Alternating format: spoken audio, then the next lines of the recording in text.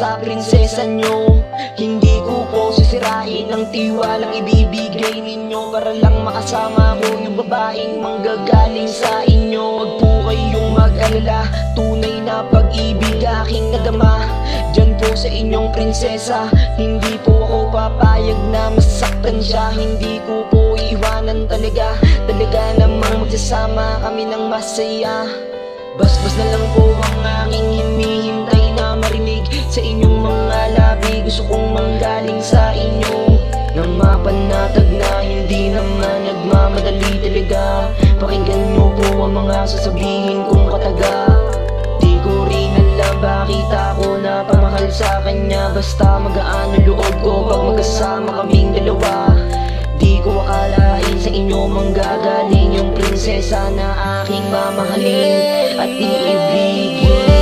Gusto kong marinig na yung tamang sagot para makasama na yung babaeng manggagaling sa inyo. Prinsesa kung ituring ninyo, ingatan at aalagaan siya.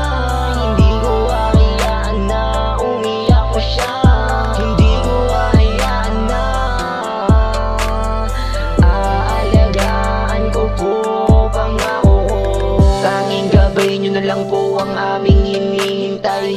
Kami po ay mamumuhay ng matiwasay. Hindi ko po sisirain yung pangako ko para sa prinsesa nyo. Wag po kayong mag-alala, hindi ko po papaluhain yung mga mata ng inyong prinsesa. Mamumuhay po kami ng maayos at laging pong merong takot sa Diyos. Pinagbalad ako ng may kapal, hayaan nyo po sana akong ilakad siya sa harapan ng altar.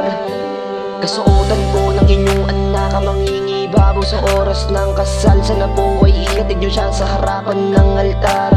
Pagsaluhan po natin ng maayos at idaos natin sa may kapal, para lang din po maging matiwasay. Salamat po sa inyo nang galing yung babaeng aking mamahalin. Isa na lang po ang aking hinihiling, isa na lang po ang aking hinihiling. Basbas nyo na lang po, basbas nyo na lang po, basbas nyo na lang po.